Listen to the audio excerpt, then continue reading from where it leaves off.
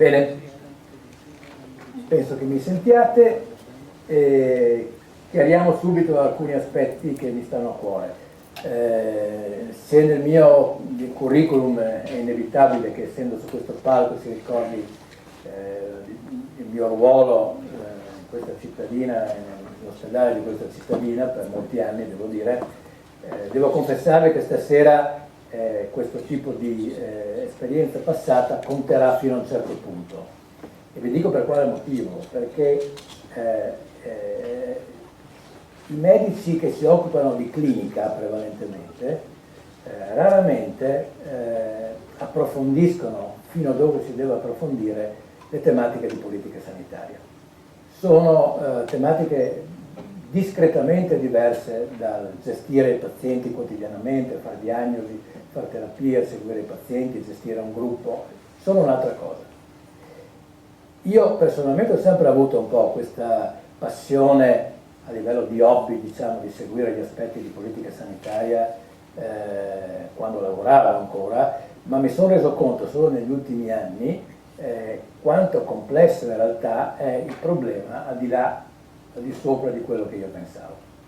E attraverso l'associazione che abbiamo messo in piedi negli ultimi 2 anni e mezzo, e che raccoglie un gruppo di prevalentemente ex dirigenti di questa provincia, ma anche del Pordenonese, devo dire che sto sperimentando un interessante livello di approfondimento e di crescita anche. Devo dire che ho imparato molte cose negli ultimi anni dai miei colleghi. Anche io penso di aver contribuito a far crescere la loro consapevolezza, perché è sempre molto interessante, secondo me, mettere insieme la componente più abituata alle funzioni gestionali con la componente invece abituata al lavoro in prima linea. La combinazione di queste due cose qua secondo me è la più efficace quando si vuole ragionare sui problemi della sanità, andando un po', diciamo, dentro i problemi, non rimanendo in superficie.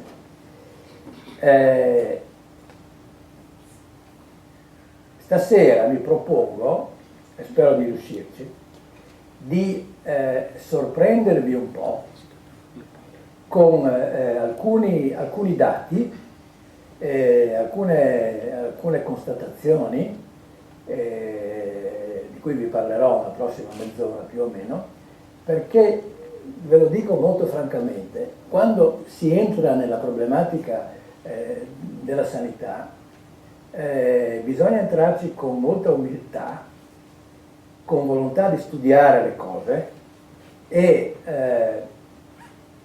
non sono, se posso essere franco, argomenti d'austeria. Scusate se utilizzo questa frase, ma i problemi sono complicati in sanità. Alcune situazioni che sembrano ovvie, alcune soluzioni che sembrano ovvie, non lo sono. Oppure nel momento in cui si mettono in essere producono risultati paradossali. Ci sono in sanità una serie di paradossi non da poco. Vi faccio l'esempio più eclatante. Se in sanità abbiamo presente solo il problema del bilancio economico, che è uno dei problemi naturalmente, allora è evidente che se un paziente va in terapia intensiva e muore dopo 2 giorni, è meglio che muoia dopo 2 giorni che dopo 12 giorni. Perché chiaramente i costi di 12 giorni di ricovero sono molto superiori a 2 giorni di ricovero, ma ovviamente non è questo un obiettivo che si può avere per un paziente che va in terapia intensiva. Se va in terapia intensiva è perché lo vogliamo salvare, naturalmente. Uno dice costi quel che costi, beh, insomma, anche su questo si può discutere. Però vi ho fatto l'esempio più eclatante, ma ce ne sono altri e vedrete che verranno fuori mentre io vi illustrerò queste cose. Ma l'idea che ho avuto stasera, perché ho letto un po' di robe ultimamente, mi sono sempre poi piaciuto il confronto con altre realtà europee, perché è sempre interessante questa cosa.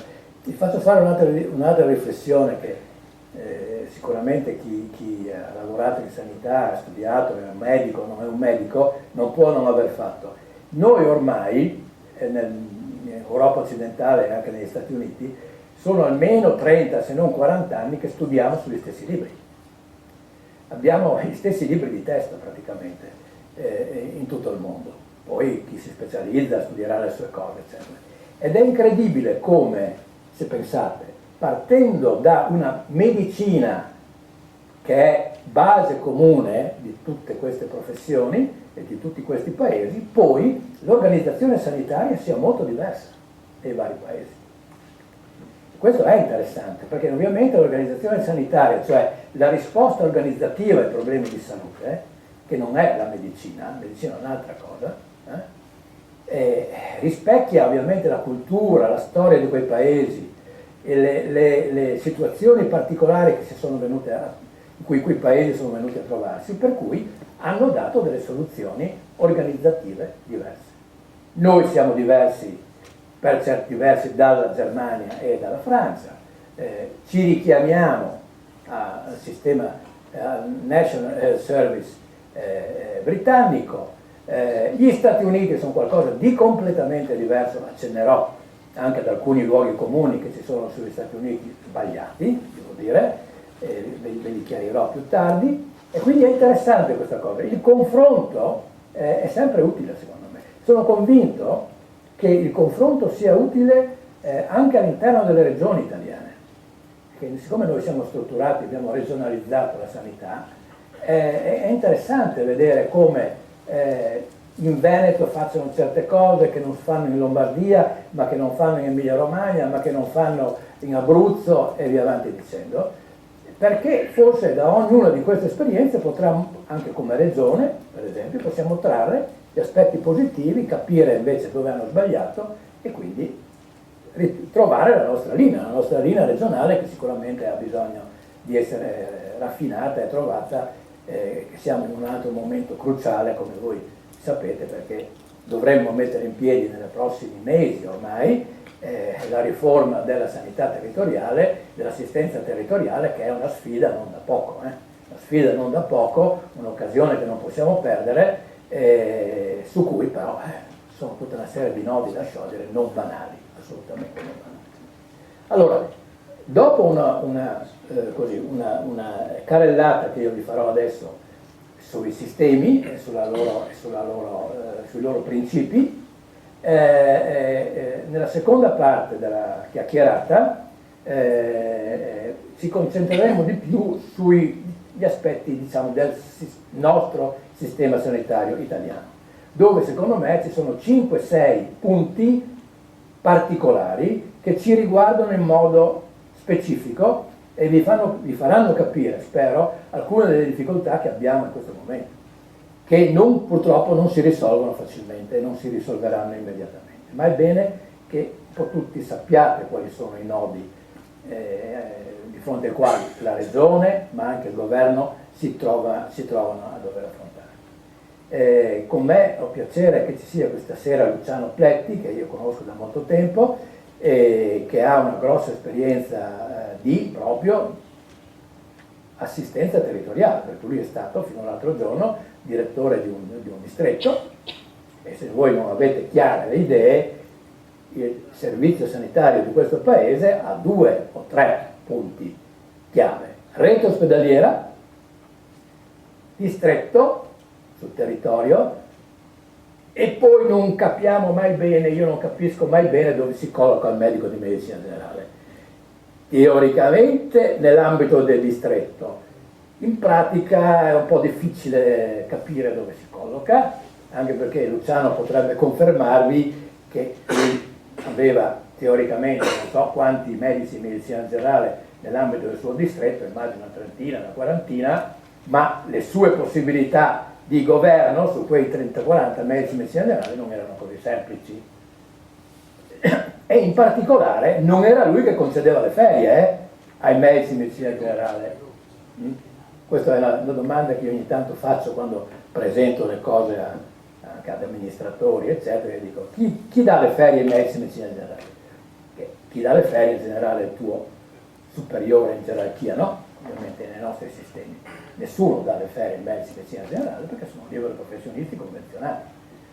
La qualcosa è un problema, nel momento in cui si cerca di plasmare in maniera diversa il sistema. Ma non possiamo approfondire più di tanto questo aspetto, però tenetelo presente, perché rete ospedaliera, distretto e medico di medicina generale sono i 3 punti di riferimento che tutti voi dovreste avere. Andiamo avanti. Siccome abbiamo nominato Beveridge,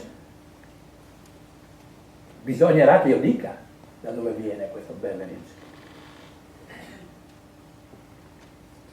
Cercheremo di capire poi perché i sistemi sanitari di tutti i paesi occidentali sono in affanno, quali sono le peculiarità del nostro sistema e man mano, diciamo, mentre parliamo, credo che qua e là cercherò di chiarirvi alcuni luoghi comuni e mettervi in evidenza alcuni paradossi.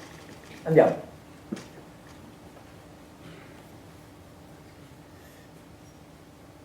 Io posso mettermi in piedi? Sì, no? Allora, prima... Ah no,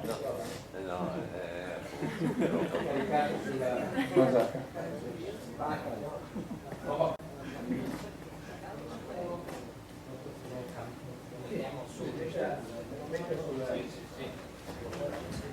Ho detto vado in stile ma qui fa caldo, vado in stile Garattini.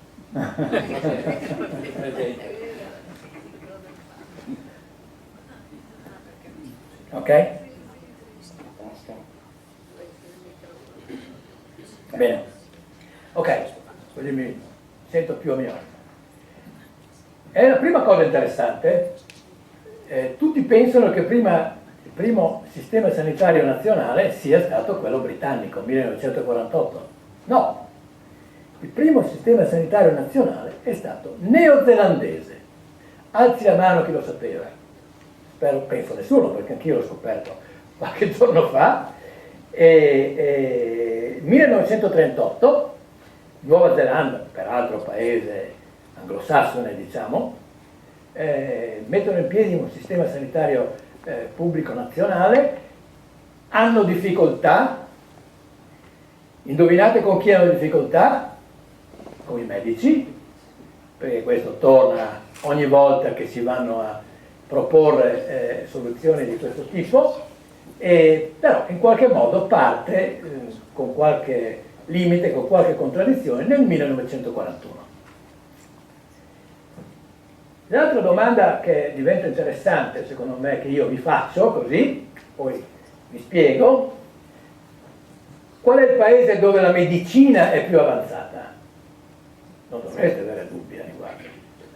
La medicina, come arte, diciamo, tecnica, della diagnosi delle malattie, eccetera, non c'è dubbio che è negli Stati Uniti.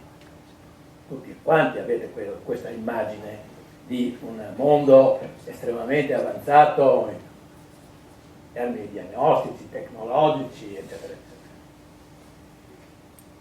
Ma dopo vedremo, faremo un accenno alle contraddizioni che ci sono di un paese che ha la medicina più avanzata, ma risultati di sanità molto modesti, molto inferiori ai nostri poveri italiani. Ma perché questo? Perché medicina, sanità e salute non sono la stessa cosa. Medicina è appunto proprio la tecnica che vede la diagnostica delle patologie, la terapia medico-chirurgica delle patologie.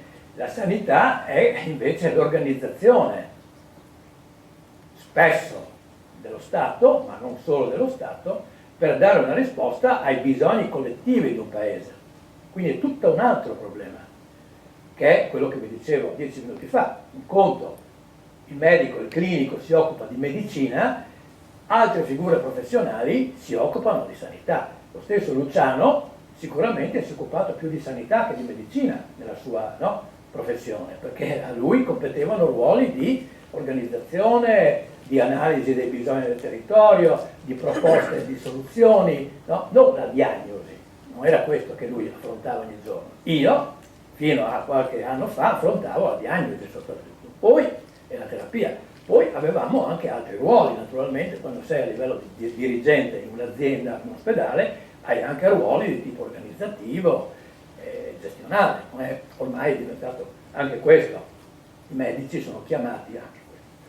Vi devo dire però che spesso medici anche a livello di dirigenti non conoscono delle cose incredibili. Io ho provato anche recentemente a domandare, mi sono trovato a cena con i miei ex collaboratori qualche settimana fa e non mi ha stupito il rendermi conto, per esempio, che alcuni di loro che lavorano a Santa Maria del Misericordia in questo momento non sapevano chi era il loro direttore sanitario.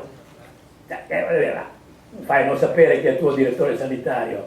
È vero che non hai a che fare con lui ogni giorno, ma non puoi non sapere qual è, diciamo, almeno a grandi linee la gerarchia dell'azienda in cui lavori. Questo è medici.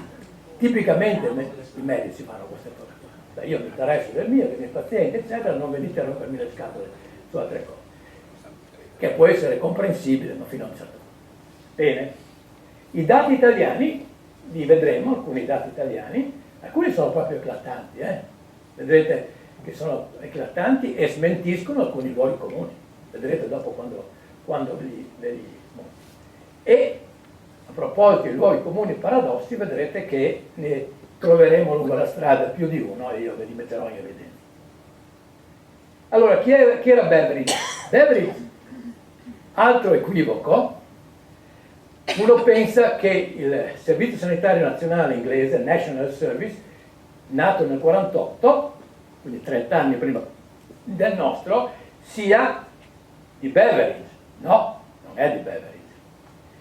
Beveridge era un importante personaggio con grossa cultura e un interesse soprattutto di tipo sociologico, che durante la Seconda Guerra Mondiale fu chiamato a approfondire gli aspetti sociali che stavano squassando la Gran Bretagna in quegli anni, immaginatevi per quale motivo. E nel 1942 se ne uscì con un report, che prese dal suo nome, come vedrete fra un momento, in cui in realtà non analizzava solo la problematica della salute della popolazione, ma in generale analizzava i problemi del welfare, diciamo, che è quel tipo di cosa per cui tutti quanti ragioniamo negli ultimi anni e lo riteniamo in crisi e sappiamo che abbiamo difficoltà a garantirlo come vorremmo. Andiamo avanti. La sua, non so se fosse sua o gli sia stata attribuita, famosa frase è: lo Stato che pensa al cittadino dalla culla alla tomba. Quindi accompagna il cittadino lungo tutta la sua esistenza. Lo assiste, sta attento che non viva in modo inferiore degli standard minimi che sono ritenuti, diciamo, sufficienti. Ed ecco qua il suo report, e la sua visione era quella di contrastare, lo dice chiaramente, 5 grosse problematiche che lui chiamò addirittura giganti. Uno era l'indolenza legata soprattutto, parliamoci chiaro, alla mancanza di lavoro, perché è evidente che lo stare in attesa di trovare una occupazione è l'inizio dei guai, no? Di una persona, di una famiglia, eccetera. Guai a dimenticare l'importanza, secondo me, del lavoro. Uno si rende conto quanto importante sia solo quando non ce l'ha. No? Importantissimo nel ruolo sociale il lavoro, ovviamente, inutile che ve lo spieghi. L'altra è l'ignoranza, naturalmente, l'importanza dell'istruzione e della cultura fondamentale, le malattie, naturalmente, da cui bisogna essere possibilmente liberi o comunque, quando avvengono, essere curati. Lo squallore, per squallore in quegli anni si intendeva soprattutto il domicilio delle persone, che vi potete immaginare nella Gran Bretagna degli anni 40, post bellica, no, che cosa doveva essere, in che condizioni potevano vivere milioni di persone probabilmente, no? E infine la liberazione dal bisogno. Con queste idee, come vi rendete conto, vanno al di là del Servizio Sanitario Nazionale e riguardano un po' tutto il sistema, no, di welfare, pensioni, sussidi, no? Anche salute ovviamente, ma non solo, no? Quindi tutto un modo di affrontare il problema interessante, fra l'altro, da parte di un liberale, perché Beveridge era un liberale, non era un marxista-leninista, per dire. Infatti incontrò qualche problema, le sue idee incontrarono qualche problema, però da parte di una parte della classe politica britannica. Però era talmente forte in quel momento l'esigenza di andare oltre un modo che ormai era superato di gestire questi problemi, che trovò la spinta non solo in una parte della classe politica. Vi faccio presente che in realtà il Servizio Sanitario Nazionale nel 1948, fondato dal governo laburista, primo presidente del Consiglio Attlee, quindi lui formulò le sue idee. Il governo laburista, che incredibilmente andò al potere dopo Churchill, che Churchill vinse la guerra e però alle elezioni fu battuto, incredibilmente le cose che succedono, mise le radici del servizio del National Health Service. E infatti qua vedete in questo schema come all'italiana, diciamo, le cose si intreccino, e quanto sappiamo noi e tutti quelli che si trovano in qualche modo ad operare in questi ambiti sanno, i sindaci anche sanno ovviamente, come si intrecci la componente medica, ospedaliera, sanitaria con la componente sociale, al punto tale da essere inestricabile in certe situazioni. Avanti. Bene, quali sono allora i criteri per cui noi consideriamo i vari sistemi sanitari appartenenti a una categoria o ad un'altra? Fondamentalmente il finanziamento, da dove viene, la copertura, cioè chi ha diritto all'accesso alle cure, tutti o solo una parte della popolazione, su quali basi, e chi possiede gli strumenti, diciamo, di produzione, chi fornisce le prestazioni. Questi sono, diciamo, i tre punti con cui noi riconosciamo un sistema fatto in un modo o fatto in un altro modo. Ecco, questi sono, quel Bismarck deve andare di là, ma come sapete ogni tanto le diapositive fanno questi scherzi quando si passa da un computer ad un altro. Il Beveridge si basa sull'accesso universale, quindi è un sistema universalistico ai servizi e sul finanziamento attraverso la fiscalità generale. Quindi è attraverso le tasse che vengono pagate allo Stato che si finanziano i sistemi come quello britannico e come il nostro, teoricamente. E il sistema di produzione, a cominciare dagli ospedali, ma non solo, è di proprietà pubblica. Sistemi analoghi ma non identici, i due più importanti in Europa sono quello francese e quello tedesco, non hanno la stessa impostazione, hanno una copertura, vi dico subito, quasi del 100%, sarà il 98% o giù di là, ma si basa sulle assicurazioni sociali obbligatorie e ha una vocazione universale. Il sistema di produzione si vale sia di strutture pubbliche che private. In Germania metà dei posti letto sono in strutture private e metà sono in strutture pubbliche, i posti letto ospedalieri.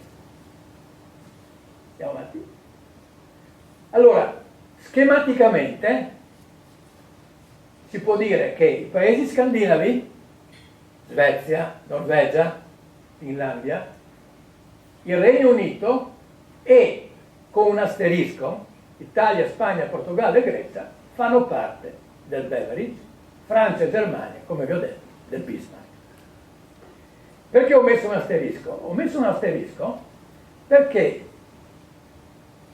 sulla letteratura che ho letto di recente, questi 4 paesi, di cui siamo anche noi, che sono poi macro area mediterranea, vengono considerati, sì, beverage, ma fino a un certo punto, per capirci, fino a un certo punto. Insecure in English, insecure.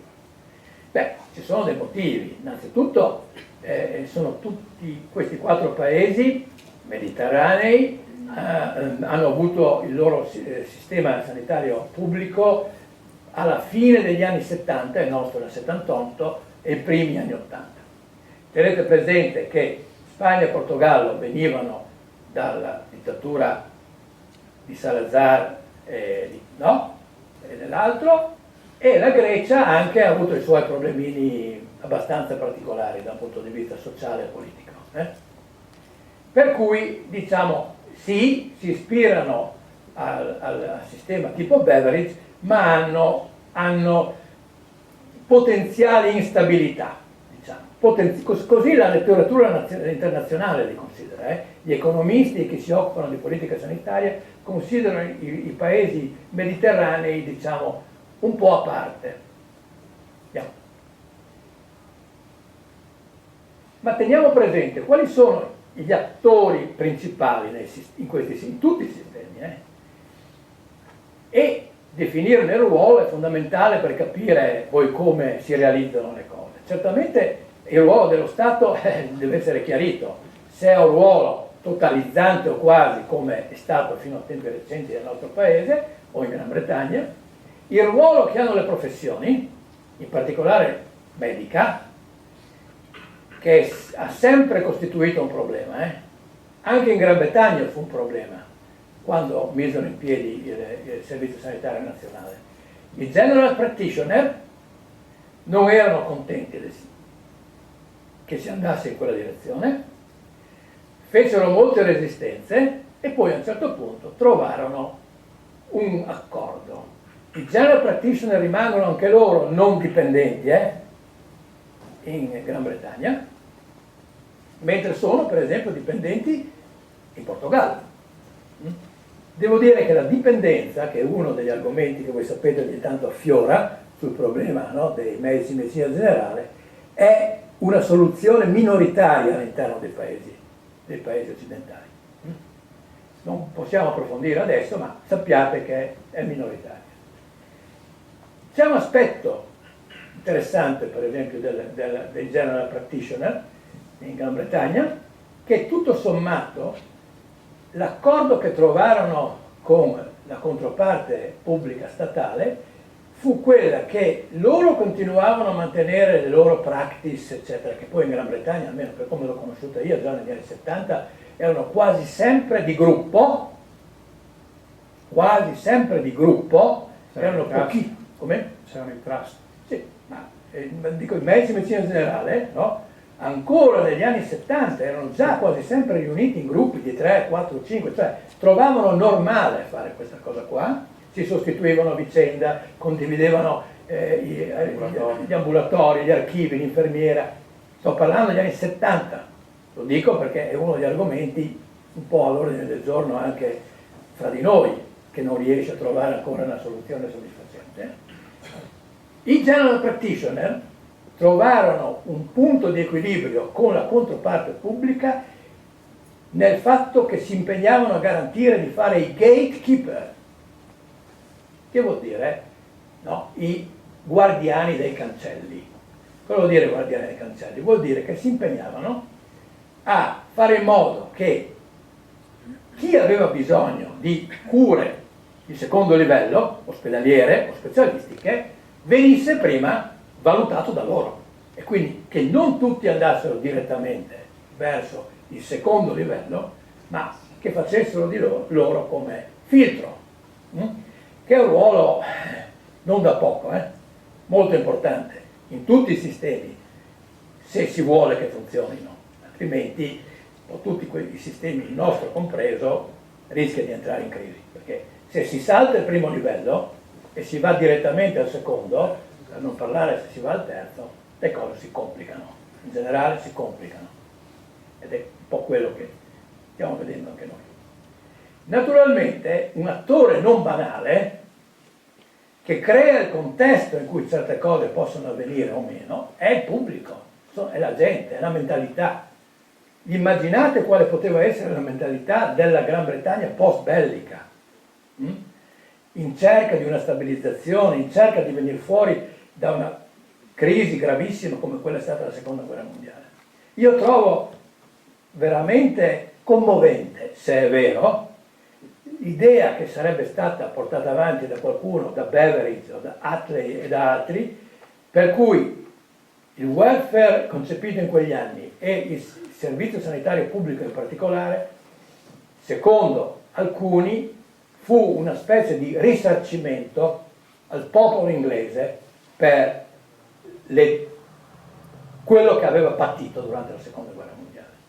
Lo trovo un'idea bellissima, secondo me, no? Perché è così che poi si costruisce, no? Una fiducia in una nazione, una fiducia nello Stato, no? Che se tu lo vivi in questo modo qua, no, credo che crei le basi, no, per un rapporto di fiducia tra cittadini e Stato, naturalmente, che è una delle condizioni per cui certi sistemi come quello pubblico sanitario possono funzionare o meno, perché se non c'è fiducia reciproca, no, e tutti vanno ognuno per conto proprio, è dura da gestire la situazione.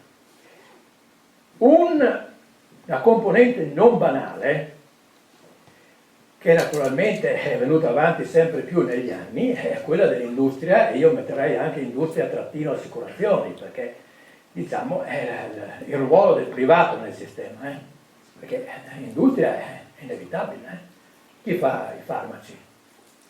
La componente pubblica, no, dei farmaci è irrilevante. C'è qualcuno che dice che non dovrebbe essere così irrilevante, però sta di fatto che Big Pharma, che così si dice, è un grosso problema, che ognuno fa la sua parte. Il Big Pharma ovviamente fa la sua parte, che è quella di guadagnare il più possibile, ovviamente, e svolgere anche tutta una serie di azioni di lobby, per capirci. I medici sanno di cosa fanno, ovviamente. E non solo la componente farmaceutica, ma l'industria più generale, l'industria per esempio di tutte le biotecnologie. Non so se vi rendete conto che cosa significa investire in grandi macchine, nelle TAC, nelle risonanze magnetiche, nelle PET. Cioè, sono investimenti molto importanti, che hanno una resa e un ruolo non indifferente nel sistema. Andiamo avanti. Allora, da questa grossolana differenziazione fra i due sistemi, Beveridge e Bismarck, in realtà dobbiamo dire, se siamo onesti, che negli ultimi 30-40 anni si sono venuti a creare tutta una serie di situazioni ibride. Non è così facile adesso dividere le due cose in maniera netta. Ci sono molte componenti che si sono frapposte nel frattempo. Non ultimo perché negli anni 80-90, credo che molti di quelli che sono qua si ricordino, ci fu una fase cosiddetta di tipo neoliberista, diciamo Thatcher-Reagan per capirci, in cui diciamo, la questione del meno Stato più mercato venne posta un po' a tutti i paesi occidentali, dove cominciava anche una certa preoccupazione sulla tenuta dei conti rispetto al welfare state, cioè uno Stato che ti garantiva tutto, dalla culla alla bara.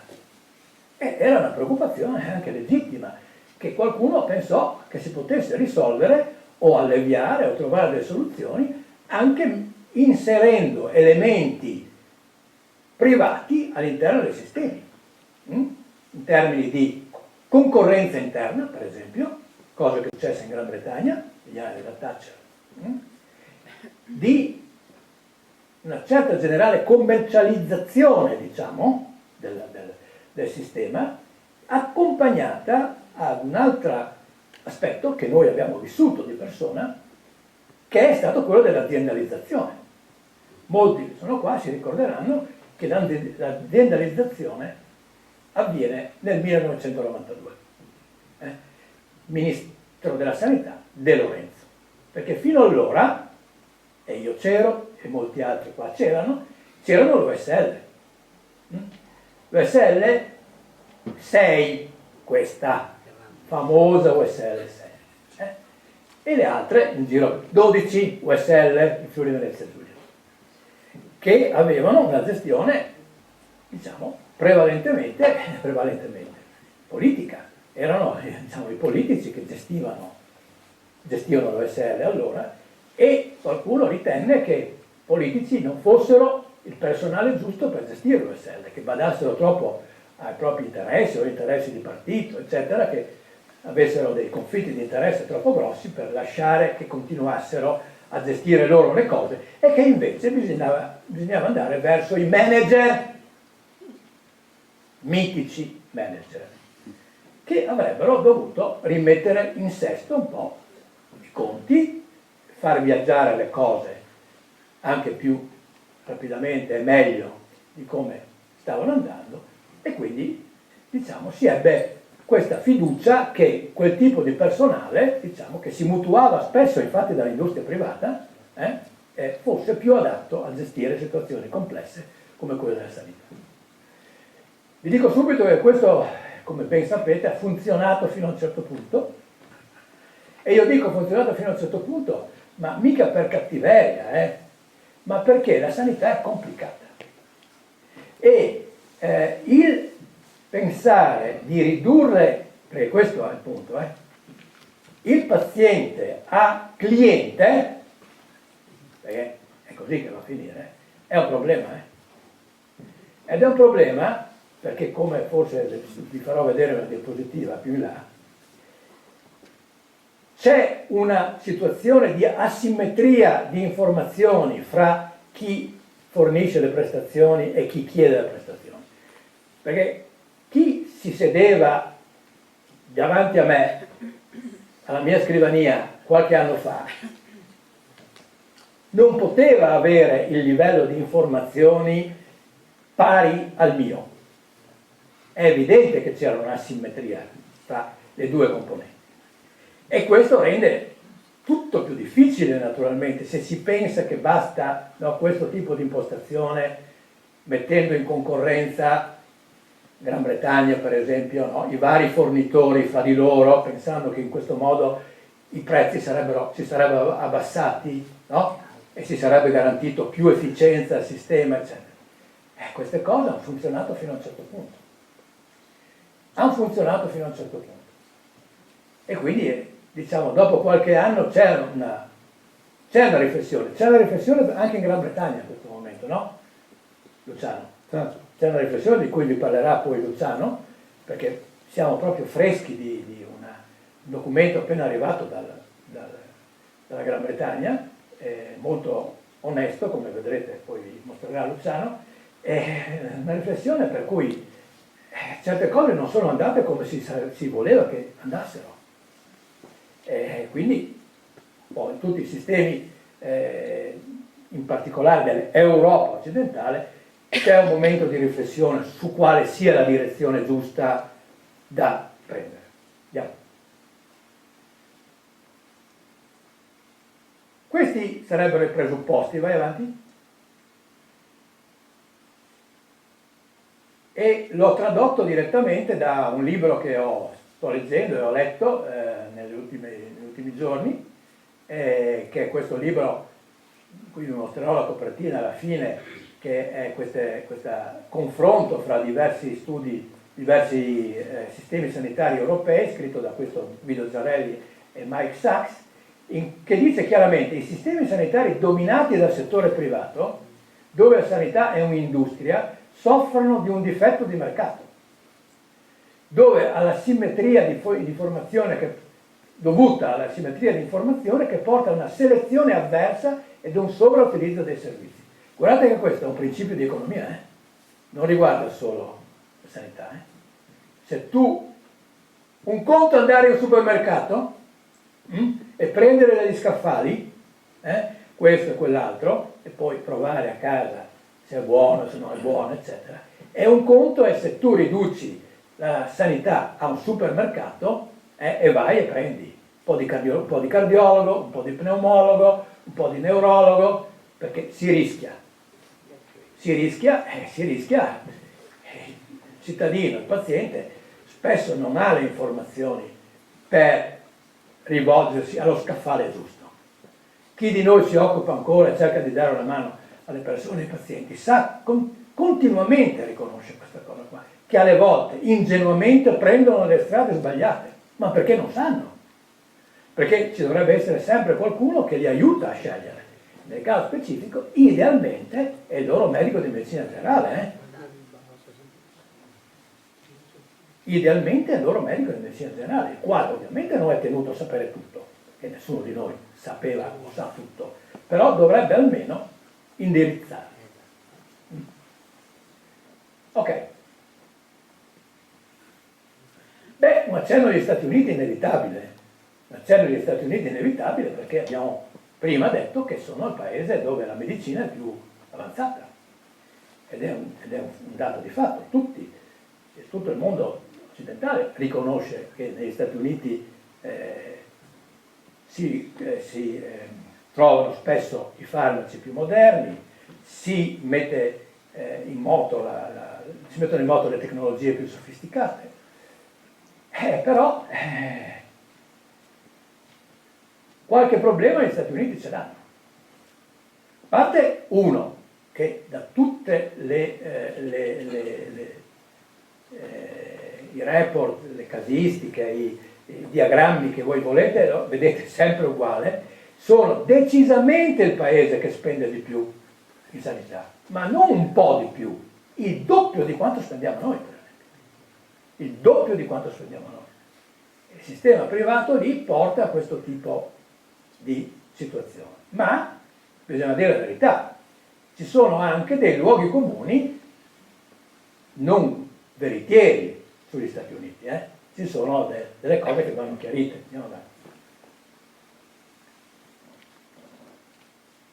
Sono però gli Stati Uniti, secondo me, veramente il tipico esempio dove medicina, sanità e salute non coincidono.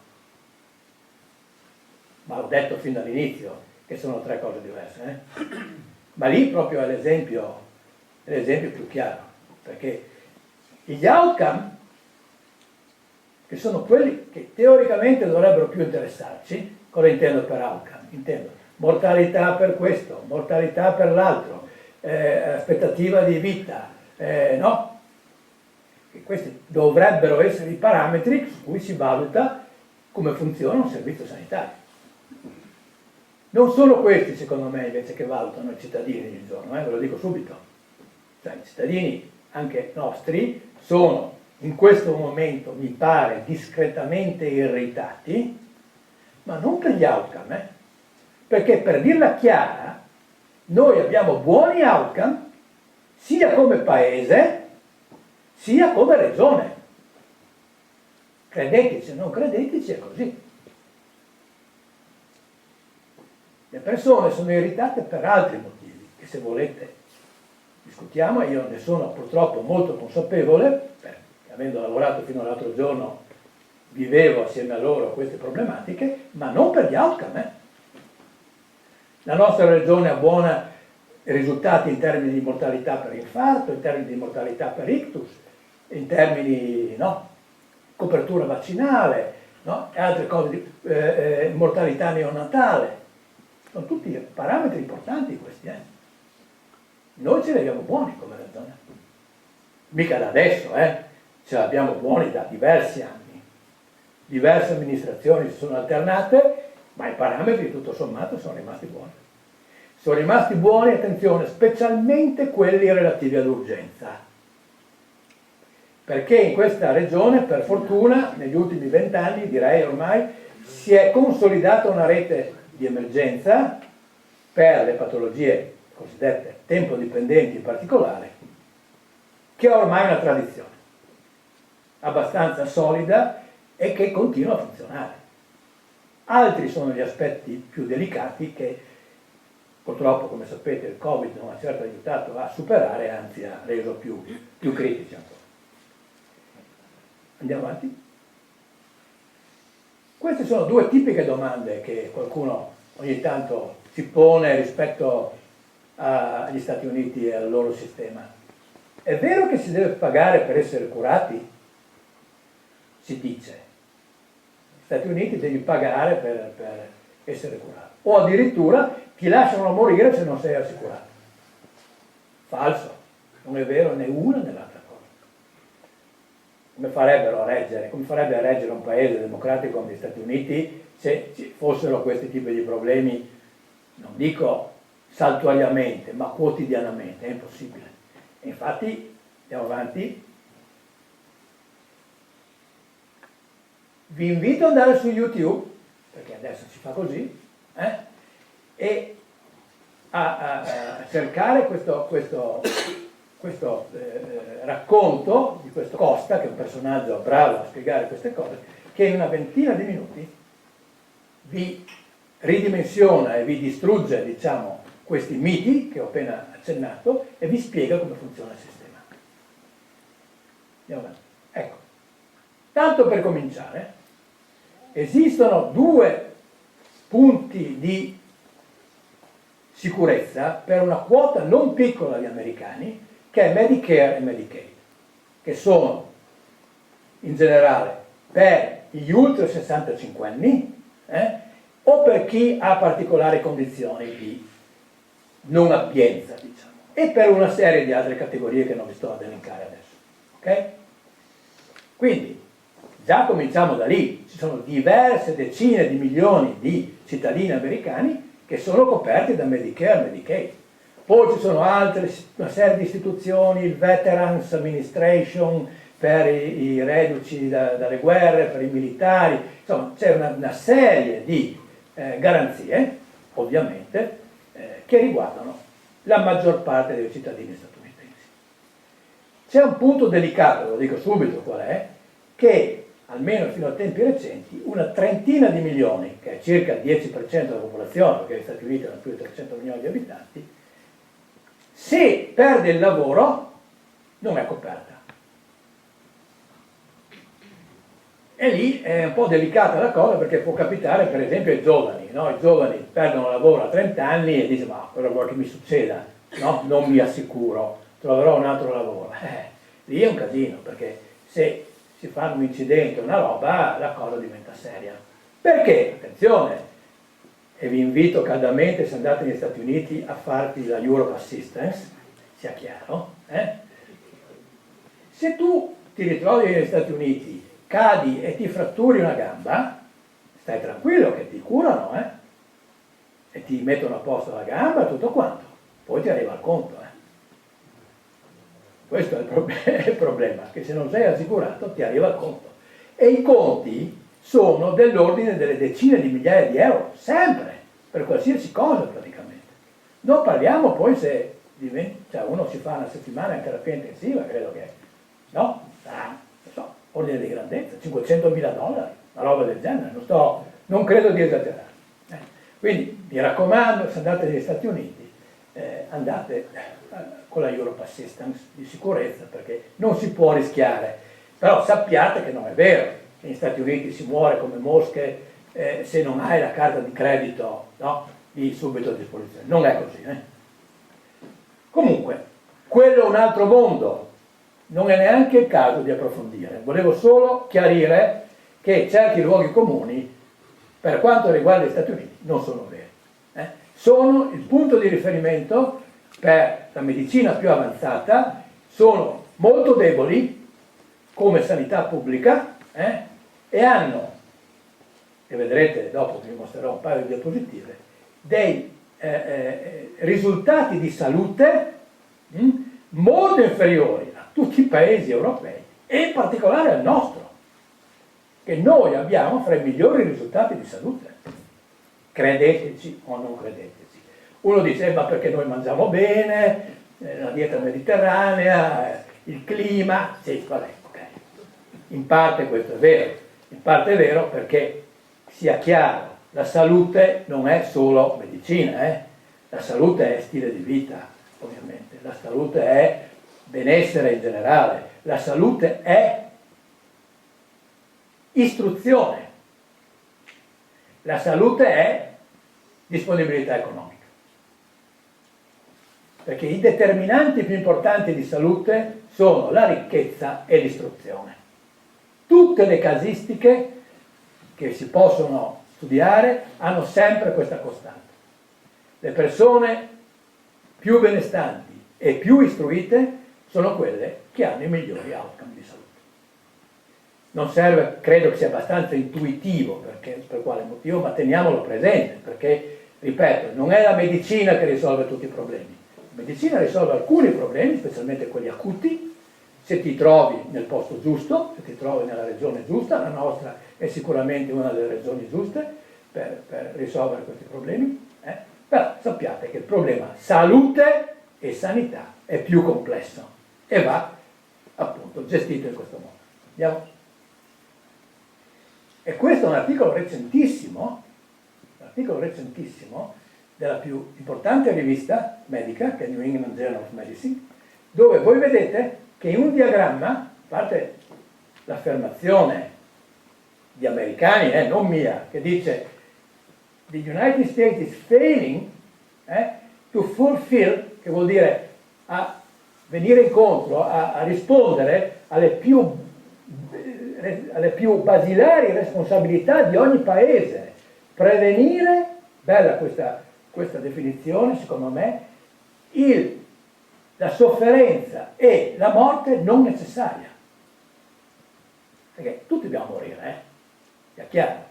Però è meglio morire a 78 che a 64, dico io, o no?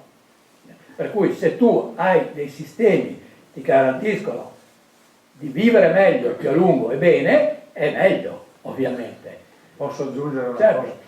Tu intervieni quando vuoi. Sì, no, tu dici, hai detto tante cose importanti e fondamentali. Un aspetto forse che si tende a dimenticare è che si vede lo stato di salute è il momento finale della morte e noi cerchiamo di spostarlo quanto più possibile in là. Però c'è vicino e prima del decesso un periodo di vita più o meno lungo, e lì i sistemi sanitari incidono, in cui ci sono molte malattie, c'è la disabilità e spesso la situazione di non autosufficienza. La dipendenza. E un sistema sanitario si valuta sugli outcome, cioè sugli esiti nella popolazione, anche su questo termine. Noi purtroppo in Italia, pur avendo una vita media, un'aspettativa di vita molto lunga, siamo fra quei paesi che hanno anche un pezzo di vita gravato da disabilità e non autosufficienza, che poi ha delle conseguenze anche sul piano economico. Esatto, che tu hai già anticipato la risposta a un problema, no? I paesi in generale, i paesi dell'Europa occidentale, si trovano un po' tutti in questa situazione qua. La vita si è prolungata negli ultimi 30-40 anni, ormai siamo tutti sugli 80, i maschi, e oltre gli 80 le femmine, però con lunghi periodi alle volte, di 10-15 anni di malattie croniche, più o meno invalidanti, e questo costituisce un peso, come potete immaginarvi, pesantissimo per il sistema, che fra l'altro, quando è stato pensato, 48, forse anche 78, ma 48, non aveva mica di questi problemi, L'aspettativa di vita era sicuramente più breve. E poi in quegli anni, anche per le patologie che regnavano in quegli anni, per esempio le malattie infettive, si moriva di malattie infettive ancora negli anni 40 e 50, Adesso è rarissimo morire di malattie infettive. Lasciamo perdere il Covid, che è una cosa particolare, no? Ma per il resto non si muore di malattie infettive. Ormai la caratteristica del nostro paese e degli altri è che tu, specialmente negli ultimi 10, 15, 20 anni di vita, hai malattie di tipo cronico degenerativo. Questo termine brutto, ma purtroppo è così, sta a indicare qualche cosa che non tac, no? Muore di un colpo. No, è raro morire di un colpo, come tutti vorremmo, credo, possibilmente 84 e non 69. Ma in realtà no, si va avanti anni con disabilità di varia natura, lo scompenso cardiaco e gli esiti dell'ictus. E vi mostrerò una diapositiva dopo che fa rabbrividire, vedrete, questa è la realtà. E questo ha un costo economico tremendo. Ma voi, per farvi un esempio, che penso conosciate, sapete quante badanti si pensa ci siano nel nostro paese? 800.000. Sono più di tutti i dipendenti del Servizio Sanitario Nazionale. E questo sta a indicare qualcosa, ovviamente, no? Perché quelle badanti lì non sono mica per cogliere pomodori, no? In Puglia. No, sono per fare altre cose, come molti di voi sapranno se hanno avuto persone anziane in famiglia con problemi a 85-90 anni, che però vanno avanti ancora per qualche anno e hanno bisogno però, con le famiglie come sono strutturate attualmente, di qualcuno che veda di loro, spesso 24 su 24, o no?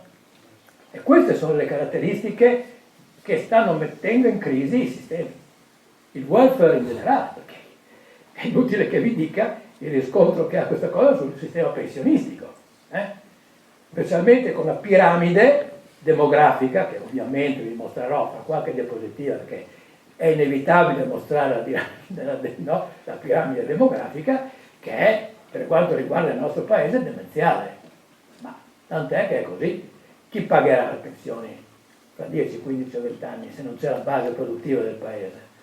Sarà un bel problema, o no? Welfare questo, ovviamente. Ok, guardate, no, un momento, perché devo attirarvi l'attenzione. Healthcare spending, sulla SCISS, Health System Performance, risultati. Guardate i paesi occidentali più la Nuova Zelanda, ci siamo anche noi lì in mezzo, ci siamo anche noi, e gli Stati Uniti. Costo altissimo e performance basse. Questi sono loro che lo dicono, non mica io, New England Journal of Medicine. Ma questo si sa, chi si occupa di sanità, queste cose le sa da sempre. È un paradosso, ma è così. Il paese più ricco, il paese che ha la medicina più avanzata, dal punto di vista delle performance sanitarie, pur spendendo molti più soldi di quanto spendiamo noi, dà questo tipo di risultati. Ma uno dei principi è sicuramente dovuto al fatto che non hanno un approccio universalistico, e hanno un approccio di altro tipo, c'è poco da fare, e questo pesa negli esiti, Andiamo avanti.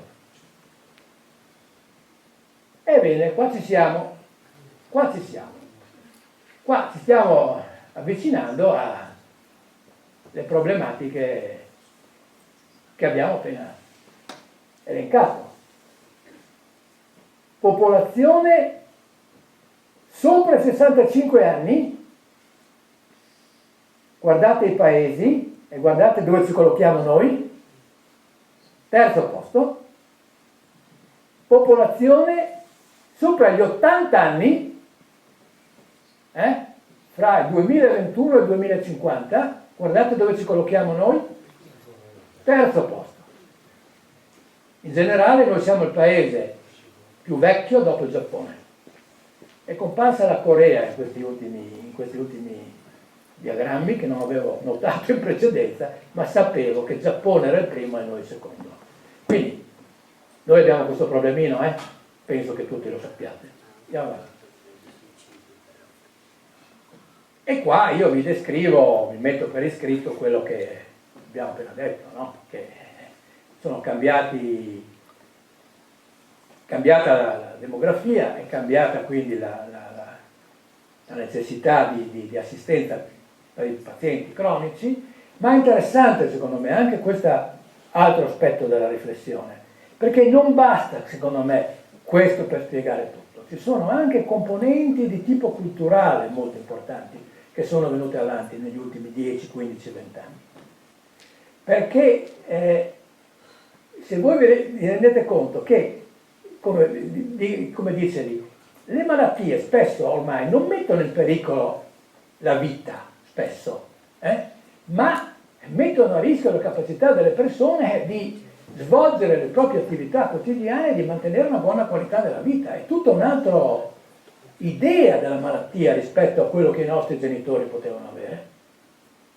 Noi viviamo da questo punto di vista in un altro mondo e i giovani e i meno giovani, diciamo i cinquantenni, sessantenni, vivono in questo mondo dove fra l'altro una serie di condizioni sociali, personali, lo stress, l'infertilità, i disordini alimentari sono stati medicalizzati e, scusatemi questo termine che ho tradotto dall'inglese, non so se è un italiano maccheronico, farmaceutilizzati.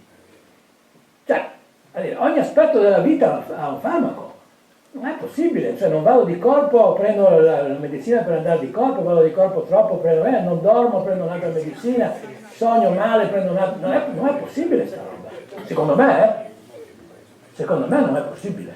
Però viviamo in un mondo che ha queste caratteristiche e viviamo in un mondo, secondo me, dove c'è un'aspettativa da parte della medicina e dei sistemi sanitari che i sistemi hanno difficoltà a soddisfare. Guardate che un sistema sanitario pubblico non riesce a soddisfare tutte queste cose qua.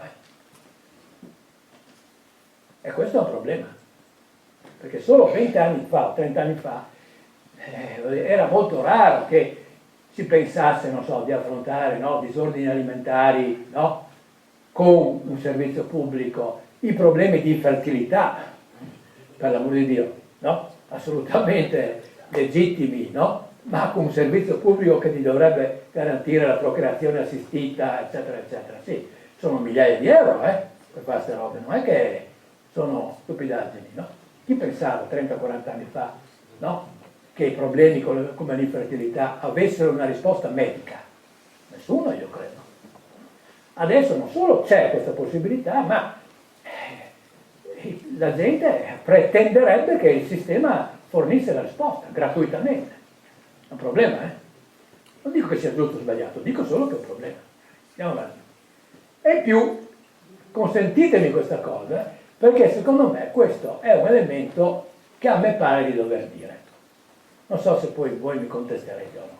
Secondo me uno degli elementi che io vedo negli ultimi anni è che i pazienti, le persone, eccetera, non solo vorrebbero una serie di prestazioni, indagini più o meno complicate, ma le vogliono subito.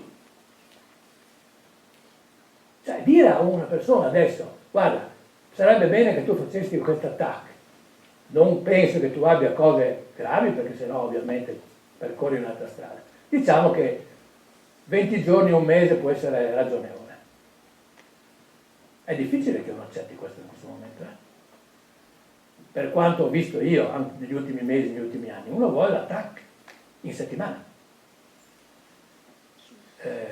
Poi discutiamo quanto sia appropriato o meno, perché c'è un grosso problema da questo punto di vista, che c'è una quantità di esami, ve lo garantisco, che è dell'ordine del 50%, che è inutile, futile o pericoloso che viene fatto. Ma dopo che l'ho detto, cosa facciamo? Chi si mette a selezionare che quell'esame non è bene farlo, quell'altro non è bene farlo, perché è così? Chi fa questo lavoro? O è il professionista stesso che si pone da solo la serietà professionale di dire no, questo non è indicato a farlo. Vi faccio un esempio, fra i tanti. Da un punto di vista delle linee guida non si fa una risonanza se non ci sono degli esami, dei segni neurologici per il mal di schiena prima di un mese. Giusto?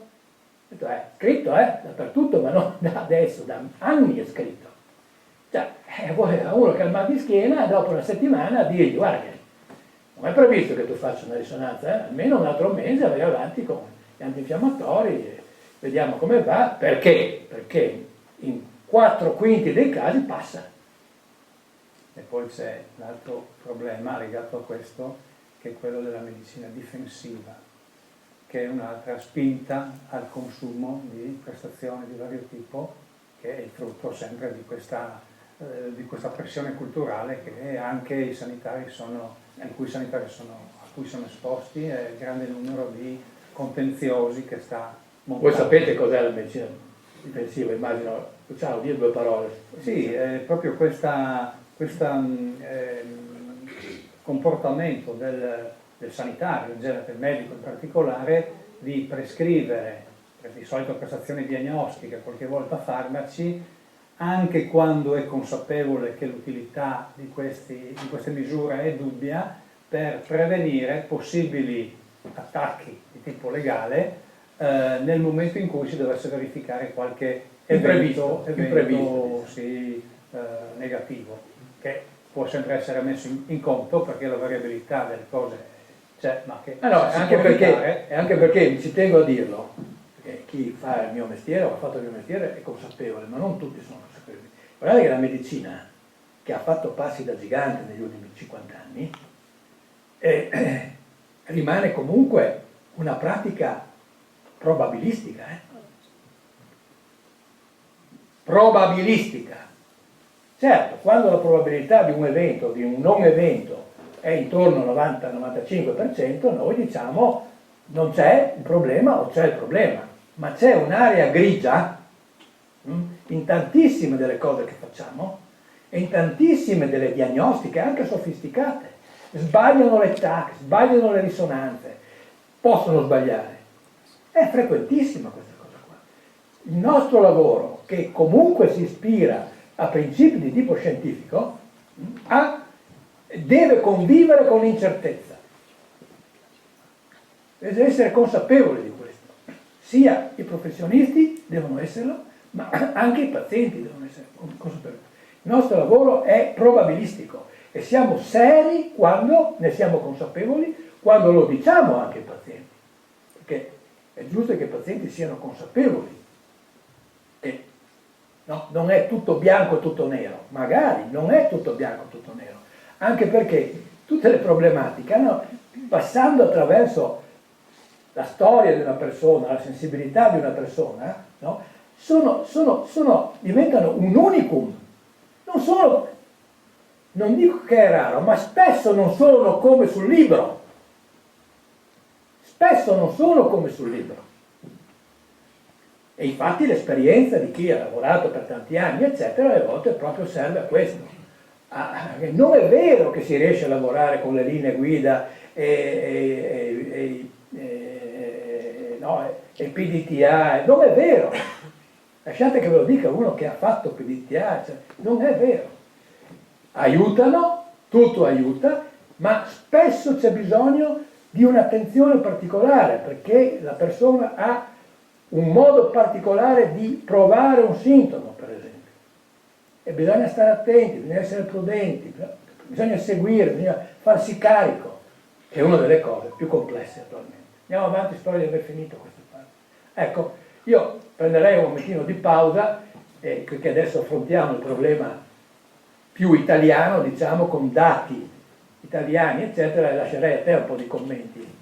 Fammi riposare. Sì, prima di cominciare la mia parte, due sollecitazioni che mi sono venute dal tuo discorso, dalla tua presentazione. Tu hai lavorato in Regno Unito, no? Sei stato, quindi tanti anni fa. Però insomma hai avuto appunto già in quegli anni l'esperienza di come funziona quel sistema. È cambiato però da allora, da quando io ero mi interessava però capire già allora proprio come lavoravano, come funzionava il rapporto fra la medicina generale, le cure primarie cosiddette, e l'ospedale, se c'erano gli stessi problemi che tante volte e continuamente noi incontriamo qua, le difficoltà nel trasferimento del problema del paziente, della persona, dal livello delle cure primarie al livello specialistico, anche per il fatto che, come dicevi tu prima, i medici di medicina generale, i general practitioner, avevano questi primary care trust e quindi erano abituati a lavorare. In quegli anni si chiamavano health center di fatto, perché siamo in epoca precedente ai trust, diciamo, perché poi in Gran Bretagna negli ultimi 20 anni sono successe delle cose strane, che non è meglio che non vi parliamo. Il sistema è in mano al general practitioner in realtà in questo momento, ai gruppi di general practitioner, ma con un sistema complesso che non si riesce a spiegare rapidamente. In quegli anni la cosa che più mi aveva colpito, e che ho sempre cercato poi di portare avanti, di spiegare, eccetera, era innanzitutto la continuità che era garantita dal fatto che loro lavoravano in gruppo. Quindi non esisteva in quegli anni, forse adesso esiste, probabilmente esiste qualcosa che si chiama out of hours, fuori dagli orari prestabiliti, non esistevano guardie mediche, almeno dove ho lavorato io in Galles, e loro si sostituivano fra di loro, essendo in 4 o 5 non era un problema, Anche di notte. anche di notte. E l'altra cosa che mi ha sempre colpito favorevolmente, e io quando parlo, insegno ai giovani medici, anche adesso cerco di spingerli in questa direzione, per esempio, è una cosa non banale, il pronto soccorso non accettava i ricoveri. Guardate che non è una cosa banale questa. I ricoveri andavano direttamente in corsia, attraverso un accordo fra il medico di medicina generale e il medico ospedaliero di guardia, a cui veniva presentato il caso, e se il medico ospedaliero era d'accordo sull'accogliere il caso, io telefonavo in corsia e dicevo nurse o sister, perché la caposala si chiama sister, sta per arrivare dal paesino, quindi fra una mezz'ora sarà qua, il paziente tal dei tali, del dottor tal dei tali, che probabilmente potrebbe avere una pancreatite. Ecco. E andava in corsia direttamente. Non era compito del pronto soccorso. Invece noi non capisco perché abbiamo questa abitudine di far passare qualsiasi cosa attraverso il pronto soccorso. Perché? Forse perché c'è la possibilità di comunicazione diretta fra i medici di medicina generale e i medici specialisti. Così era. Cioè io, anche l'altra cosa che non riesco spesso a spiegare, in Gran Bretagna, secondo me non solo in Gran Bretagna, non esiste l'opzione di guardia o reperibile. Tu sei di guardia, cioè sei on call, ma non sei per forza dentro l'ospedale, nella tua cameretta squallida del medico di guardia, sul tuo lettino squallido del medico di guardia. No, tu spessissimo, in questi posti, credo in genere, in ambiente anglosassone, garantiscono che nel circondario dell'ospedale ci siano ville, villette, appartamentini, eccetera, dove i medici spesso anche vivono, anche perché vengono spesso da altri paesi, non vi dico la percentuale di medici stranieri che c'era già allora in Gran Bretagna, specialmente provenienti dall'India e dal Pakistan, ma tu stai lì con i tuoi amici a guardare la televisione, non c'è nessun problema. Partiva il cicalino, adesso non so cosa partirà, no? E tu rispondevi. Che fossero le 9 di sera o le 2 del mattino, una volta che ti chiamavano ti eri chiamato, non mettevi lì a discutere vengo, non vengo, come succede da queste parti, da Udine, ma dai devo venire proprio adesso alle 3 del mattino, tiriamo fino alle 7 perché non nascondiamoci dietro un dito, queste cose sappiamo come sono, no? E quindi l'equivoco, sei di guardia o sei reperibile? No, sei disponibile. Certo, essere disponibili da Udine, lavorando a San Daniele, è una tua realtà, chiaramente, no? Però se tu hai queste condizioni di lavoro anche più normali, per cui la notte non è per forza una notte di tregenda, no? È più facile e non c'è questo equivoco. E a quel punto uno ti chiama alle 10 di sera, ti presenta il problema e tu dici ok, va bene, mandalo e vai in corsia. Questo forse potrebbe essere inficiato dal fatto che io lavoravo in Galles in una situazione, per capirci, a tipo San Daniele o Tolmezzo, cioè ospedali di 200 posti letto con 60-70 mila di bacino d'utenza, no, per cui forse era anche più facile le interazioni. Londra probabilmente è un'altra cosa, non mi metto a dire com'è Londra, che sarà il casino anche a Londra, ovviamente, come in tutte le metropoli, no? In tutte le metropoli c'è il casino dei pronto soccorso, delle accidents and emergency, eccetera. Però questo nelle nostre realtà, per esempio, è sicuramente fattibile, ma è una questione di mentalità. Io ai giovani medici dico, hanno una rogna, telefono in pronto soccorso. Cioè non mandarlo in pronto soccorso, telefoni in pronto soccorso, avverti che manderesti questo paziente che hai visto un'ora fa per questo e questo motivo. Non è così scontato, hanno paura di essere trattati male, perché esiste anche questo aspetto qua, eccetera. Però queste sono cose che cambiano, cambiano i rapporti, no? che è quello sì, che... Forse nella nostra realtà italiana, forse anche nel Regno Unito è la stessa cosa, noi partiamo da una formazione universitaria che ci abitua a pensare la nostra professione come la professione del singolo, e quindi non siamo formati ad un lavoro di equipe, e quindi questo, se avviene dopo sul campo. Dove è l'ospedale che ti favorisce, ovviamente. Certo, certo. Voglio dire, è chiaro che lavorare in ospedale, almeno io l'ho sempre vissuto come una comunità professionale l'ospedale. Il salto di qualità, secondo me, specialmente per ospedali come questo, almeno com'era, era quello, cioè comunità professionale, un posto dove ci si conosce, ci si aiuta, ci si incontra, eccetera. Non ecco, come... Io vedo che per esempio questo tipo di abitudine ce l'hanno di più gli infermieri rispetto ai medici, perché quasi tutti gli infermieri hanno un periodo più o meno lungo di attività ospedaliera, quasi tutti, salvo appunto minime frange. Quindi anche quando escono sul territorio, io ho lavorato nel territorio per tanti anni, io ho avuto la fortuna di collaborare con dei professionisti molto bravi, molto in gamba, che oltre a essere bravi dal punto di vista professionale e umano personalmente, sapevano già lavorare in squadra, sapevano lavorare. Quando questo avveniva, naturalmente tutto filava liscio. Sappiate che teoricamente, in prospettiva, l'infermiere, nel caso specifico l'infermiere di famiglia o di comunità, così si chiama, teoricamente per 2-3.000 abitanti dovrebbe essere uno dei punti qualificanti della prossima formulazione dell'assistenza territoriale.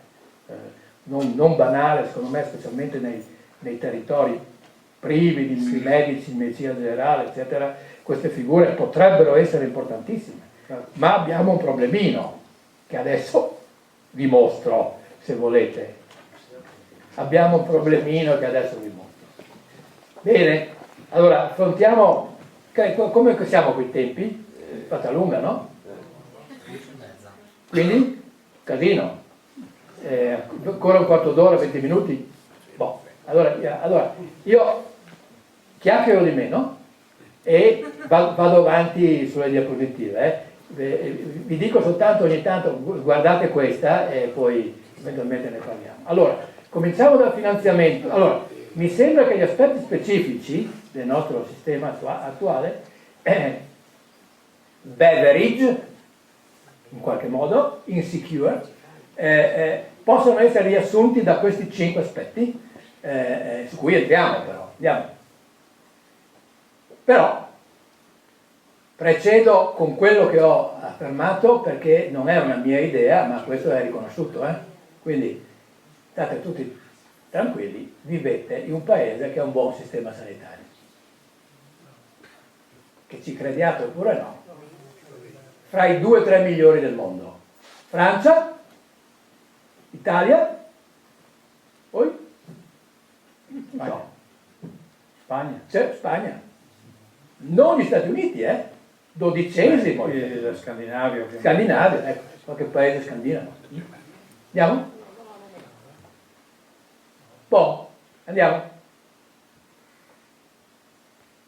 Spesa sanitaria pubblica, guardate dove siamo, la freccia, guardate la percentuale sul PIL, appena sopra il 6%, guardate gli Stati Uniti, ancora un po' non basta il diagramma, andiamo avanti. Questi sono i numeri, lo dico anche per le discussioni di queste ultime settimane, cioè è inutile che ce la meniamo, è così. Cioè è inutile che diciamo quest'anno mi ha messo 5 miliardi in più dello scorso anno. Conta il rapporto col PIL, ovviamente, perché se aumenta la vita, aumenta l'inflazione, aumenta questo, aumenta quell'altro, è chiaro che conta il rapporto col PIL. E questi sono i numeri. Andiamo. Qua si fa più interessante, ma si fa comunque interessante, è la spesa pubblica intermediata, assicurazioni, out of pocket. E noi siamo la freccia grande rossa. Dove, come vedete, la componente out of pocket non è proprio banale. E infatti hanno aggiunto i 40 miliardi. Andiamo avanti. Qua c'è la differenza fra l'out of pocket e l'intermediata, che vi fa vedere che cosa? Che noi abbiamo quasi tutto out of pocket quando non è pubblico, cioè non siamo abituati a avere assicurazioni integrative eccetera più di tanto, quando c'è bisogno tiriamo fuori.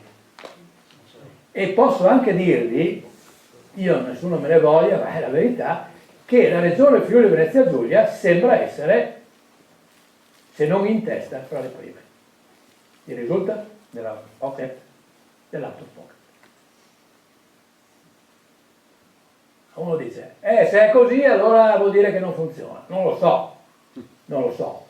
Vuol dire magari che il tenore di vita medio dei friulani è buono, che ne so, per cui non hanno difficoltà all'out of pocket. È chiaro che l'out of pocket diventa un problema se uno non ce l'ha. Non ha poca roba nel pocket, ovviamente, quello diventa un problema. Il problema è che c'è una grossa fetta di popolazione, credo che siamo sui 2 milioni e mezzo in Italia, che rinuncia alle cure. Ecco, per motivi io devo dire la verità, non so quanto facile sia stabilire questo numero. Si dice così, si scrive così sui giornali. Io non so come sia facile stabilire questo numero qua, non so quale sia la fonte, non so quale sia il metodo. Io non ritengo che sia così facile, ma non possiamo addentrarci su questa cosa qua. Poi, a quali cure? Perché conto se sono cure fondamentali per la propria qualità della vita o la vita, un conto, adesso esagero, se parliamo del Valium, per capirci, insomma, o no? Beh, ci sono dati abbastanza precisi sulla cosiddetta aderenza alla terapia. Sì. E lì si vede come per esempio anche patologie croniche ormai stabili come il diabete abbiano una percentuale, credo che siamo intorno al 30-40% di persone che non seguono la terapia. Ma per motivi economici dici tu? O per motivi economici ovviamente, o chiaramente. Sì, beh, questo è un problema, non so se voi sapete, ma è un problema che noi trattiamo nei nostri convegni, congressi, eccetera. Uno degli aspetti non rari nelle terapie croniche, e probabilmente riguarda anche molti di voi, è che dopo qualche mese, per il colesterolo, per la pressione, per questo e per quest'altro, la gente non prende più i farmaci. Spesso perché sta bene. E siccome sta bene, dice, ma che devo prendere il farmaco che sto bene? Questo riguarda un po' tutti i farmaci, per esempio, di prevenzione, no? Gli antiipertensivi, le statine, il diabete non insulino dipendente, perché sennò quello chiaro che lo tratti, ed è un problema, ma i numeri sono grossi, cioè, il 50% delle persone non prende i farmaci dopo qualche mese, e questo è facilissimo da rilevare invece a proposito dei dati, perché lo rilevi attraverso i dati delle farmacie, no? E tutto risulta ovviamente. E poi che tornano indietro con i problemi di complicanze gravi. Andiamo. Ecco, qua è un altro modo di presentare. Andiamo avanti però 2 o 3 clic, perché ecco, un modo di presentare il problema, perché è abbastanza interessante, è venuta un po' sfocata, non so perché. Questa è Italia, questa è Europa, questo è l'out of pocket in Italia, 22%, questo è l'out of pocket in Europa, il 15%, andiamo avanti ancora, guardate la composizione dell'out of pocket, e questo probabilmente corrisponde all'esperienza nostra, anche mia, negli ultimi anni. L'out of pocket è per il 50% sull'outpatient medical care, sulle visite, in poche parole. Mentre in Europa no, l'outpatient medical care è solo il 20%. Mi pare che questo corrisponda alla sensazione che abbiamo, no? Cioè, è abbastanza un casino negli ultimi anni accedere a, no? Visite specialistiche, varie indagini radiologiche un po' sofisticate, eccetera, per cui per quelle robe lì la gente tira fuori dalla tasca. Andiamo avanti. Popolazione. È dura qua, ragazzi, È centrata sui primi paesi, sia per gli over 65 di prima, avanti, sia per gli over 80 di prima, e noi siamo là, come vedete, andiamo avanti, E lasciate che vi mostri, andiamo avanti? Spero che ecco, poi torniamo indietro qua. Allora, questa è la piramide nel mio quasi anno di nascita, non so il tuo, non sarai molto diverso da quello, 50? 56. Boomers, noi. Questa è l'attuale, voi capite che cosa vuol dire, no? Vuol dire che la base, i giovani stanno qua, guardate come si è ridotta la nostra piramide. E per fare un confrontino così vi mettete il cuore tranquillo, si può tornare indietro? Questa è la Nigeria, che è destinata tra qualche anno a diventare, credo, il terzo o quarto paese per popolazione mondiale dopo India e Cina. Ok? A voi le considerazioni che ne conseguono. Andiamo avanti. Questa è dura, eh? Questa è la prima volta che vedevo, e forse neanche tu l'avevi vista, Luciano. Prevalenza di demenza 2011, 2021, 2040. Guardate dove siamo.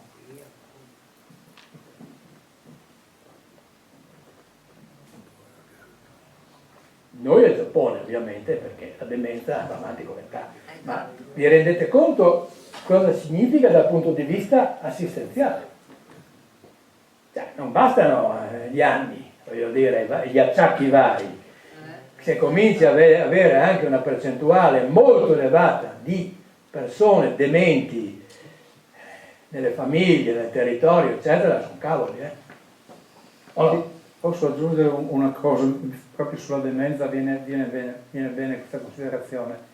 Noi parliamo dell'invecchiamento della popolazione, che è un problema, però accanto a questo c'è un problema legato agli aspetti sociodemografici, cioè il fatto che le famiglie mononucleari stanno diventando, soprattutto nell'età avanzata, la prevalenza.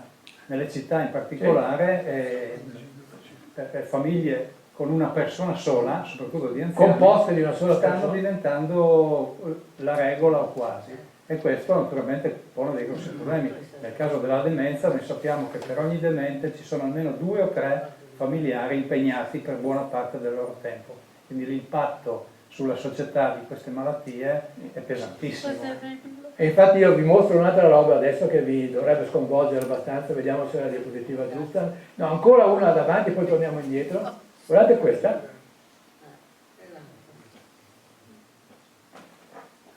I potenziali caregiver attuali per ogni anziano sono 2 circa. Fra una ventina, 25 anni, quello che è, si prevede che siano 0,5. Chi vedrà di queste persone?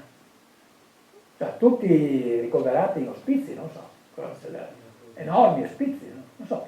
C'è stato di recente un tentativo, forse l'avranno già sentito, la legge 33 sulla non autosufficienza, uscita nel 2022, che era una legge quadro, che prevedeva una serie di misure proprio per le persone. I decreti delegati che avrebbero dovuto anche prevedere un finanziamento delle misure messe in previsione da questa legge sono però assolutamente lettera morta, inadeguate. Anche perché e anche questo sarà un problema di errore di programmazione che ci porteremo indietro per i prossimi anni. Anche lì servono un sacco di quattrini. Torniamo indietro di una. E questo è l'altro faccia della medaglia, proporzione di over 75 che prendono più di 5 farmaci.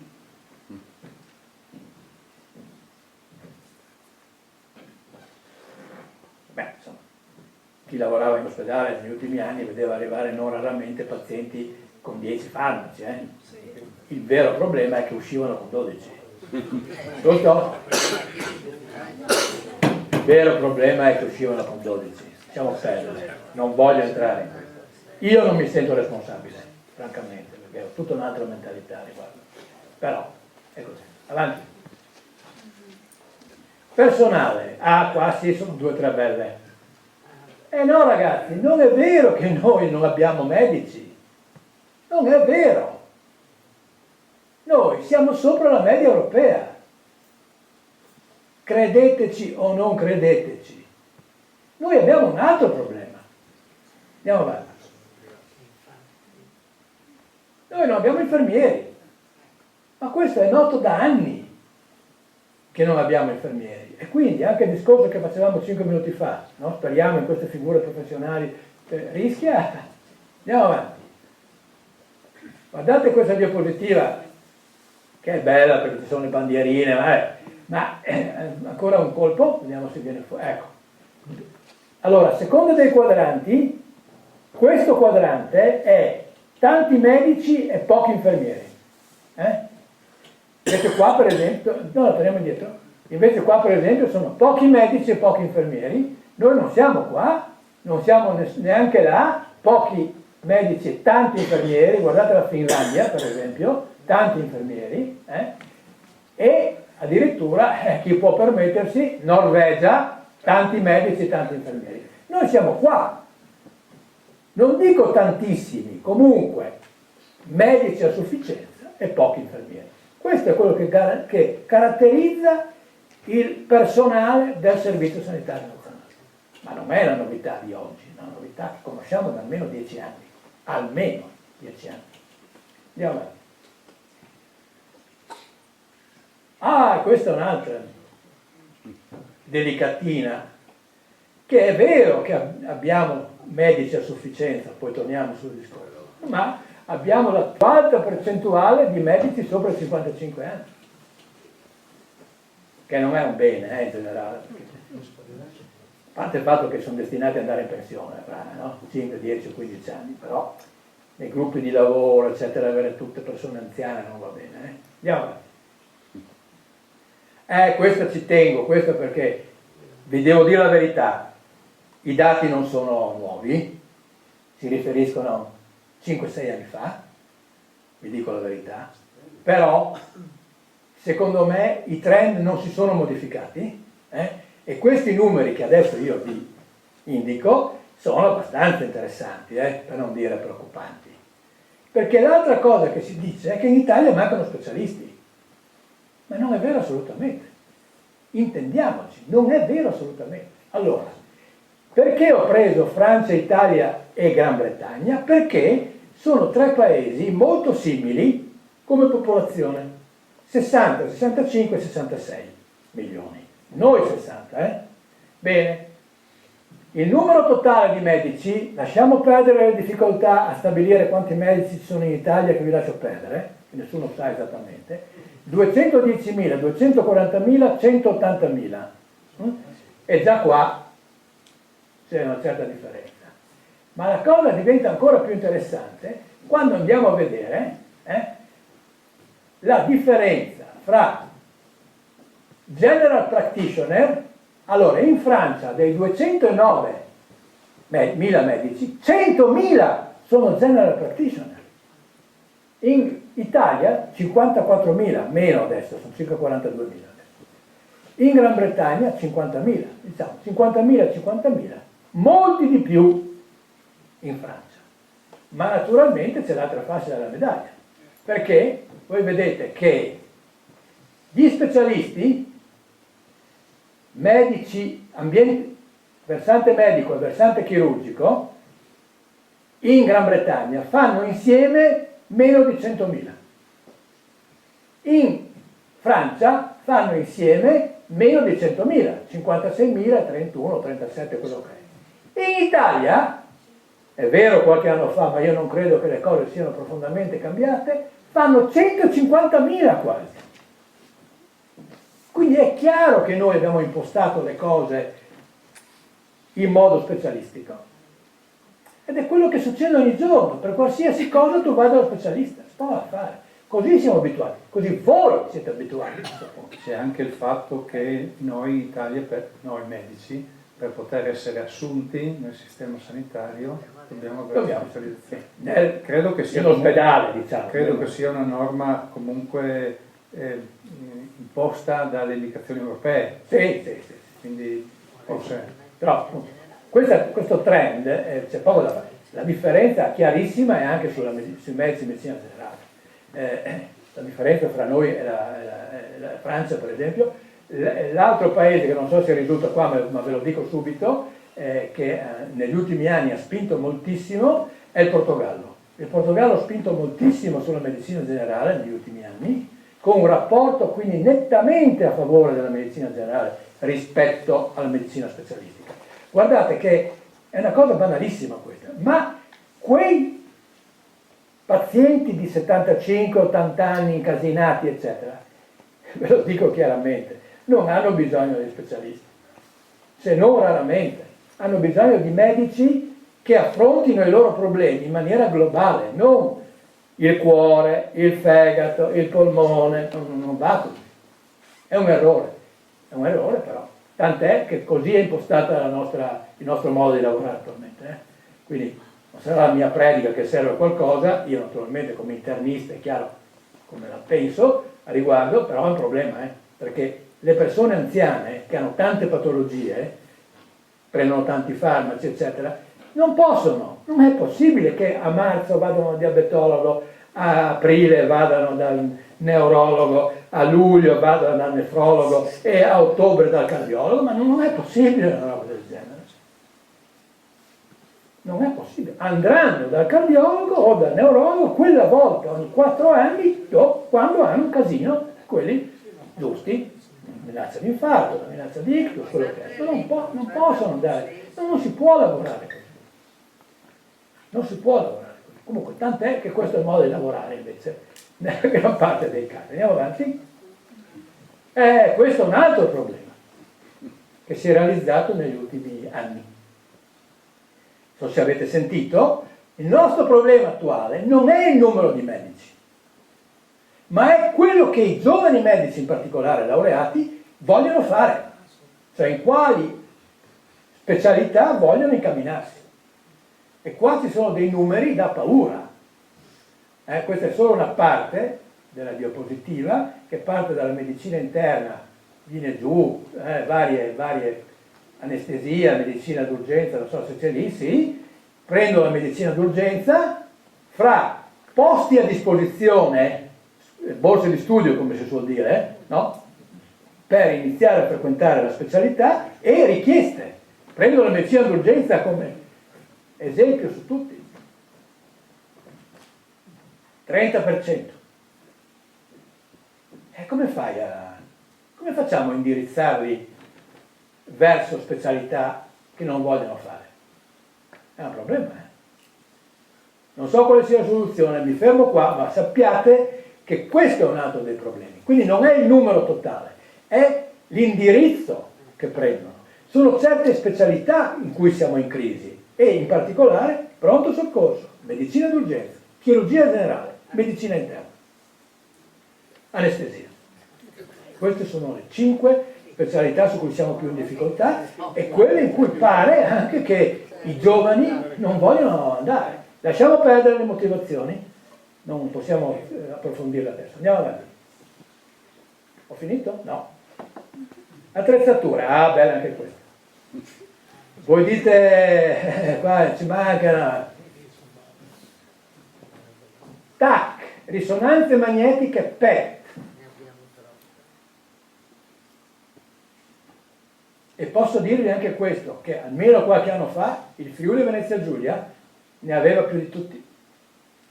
Non so come sia adesso perché ho un dato di 4-5 anni. Ma c'è un altro dato che mi turba un pochettino, e forse anche i radiologi in sala, andiamo avanti, non so, sono dati miei, OCSE questi, con quell'età, con quelle esami dal terzo posto, cioè qualcuno mi deve spiegare questo, o no? La prima volta che vedo, l'ho trovata ieri, la prima volta che vedo la discrepanza fra disponibilità di grandi macchine che abbiamo come paese e dati. Mi fermo, andiamo avanti. Equità, qua sto per concludere. Una osservazione seria che si fa al nostro sistema da chi lo vede da fuori è la discrepanza che c'è fra le varie regioni in termini proprio di outcome. Vi mostro un solo dato e dopo passo la parola a Luciana per un'ultima riflessione, che è la prossima diapositiva. Questa è l'aspettativa di vita alla nascita 2023. C'è una differenza di 3 anni fra le 2 province autonome, benedette loro, Lombardia, Bibò, anche noi non siamo male, e Calabria, Sicilia e Campania. Sono 3 anni, E tanto in termini, diciamo così, tipo demografico, statistico. Quindi è evidente, cioè, se io fossi il ministro della salute di questo paese, non da adesso, ma da tanti anni, direi: il primo problema che io ho in questo paese è che tutto il paese raggiunga certi livelli di sanità. Questo mi porrei come problema, ed è un problema ovviamente complicatissimo, è inutile che ne accenniamo adesso. Questa è una cosa che gli altri notano, da fuori, quando vedono questi dati dicono: ma cosa cazzo sta succedendo da voi? Oddio, ci sono anche altri paesi, in Gran Bretagna probabilmente la Scozia ha l'aspettativa di vita minore dell'Inghilterra, in Spagna esiste un nord, mi pare, che è meno agiato del sud, non so, esistono anche cose inverse tra nord e sud, non è che proprio sia tutto bene anche negli altri paesi, però certamente da noi questo dato, e non serve che vi dica che lo sapevamo già, non avevamo questi numeri, ma sapere che le cose erano un po' diverse da queste parti, e da quelle, lo sappiamo dal punto di vista del servizio sanitario, abbiamo qualche problema. Basta io, sono stanco, adesso tu.